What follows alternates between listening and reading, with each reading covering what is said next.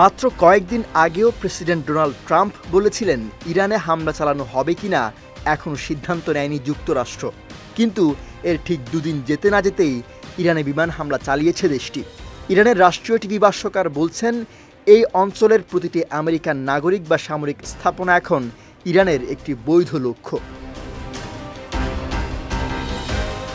এর আগে ওয়াশিংটনে সাংবাদিকদের সঙ্গে আলাপকালে ট্রাম্প জানিয়েছিলেন ইরানে হামলার বিষয়ে চূড়ান্ত সিদ্ধান্ত নিতে আরও 2 সপ্তাহ সময় লাগবে। কিন্তু সেই সময় পার হওয়ার আগেই ইরানের 3টি পারমাণবিক স্থাপনায় মার্কিন বিমান বাহিনী হামলা চালিয়েছে। সামাজিক মাধ্যমে দেয়া এক পোস্টে ট্রাম্প জানান, ফর্দু, নাতানজ ও ইস্পাহানে আমাদের বিমান বাহিনী বোমা বর্ষণ করেছে। সব বিমান এখন ইরানের আকাশসীমার বাইরে নিরাপদে ফিরেছে। এই পরিস্থিতিতে রাজনৈতিক বিশ্লেষকরা বলছেন, যুক্তরাষ্ট্রের সরাসরি এই হামলা শুধু ইরানের পরমাণু কর্মসূচির বিরুদ্ধে নয়, বরং ইসরায়েলের চলমান আক্রমণকেই পরোক্ষভাবে বৈধতা দিল। কারণ কয়েক সপ্তাহ ধরেই ইসরায়েল ইরানের বিভিন্ন সামরিক ও পরমাণু স্থাপনায় হামলা চালিয়ে আসছিল।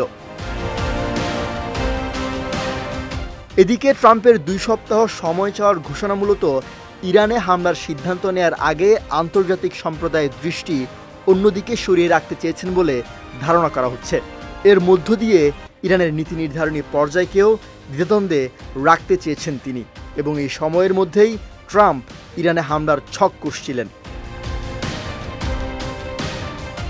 এদিকে ইরানে যুক্তরাষ্ট্রের হামলার ধরন ও লক্ষ্যবস্তুর সুনির্দিষ্টতা, যেমন B-2 স্টিলথ বোমারু দিয়ে ফর্দুর মতো ভূগর্ভস্থ স্থাপনায় নির্ভুল আঘাত প্রমাণ করে এটি তাৎক্ষণিক সিদ্ধান্ত ছিল না, বরং এটি ছিল দীর্ঘ পরিকল্পনার ফসল।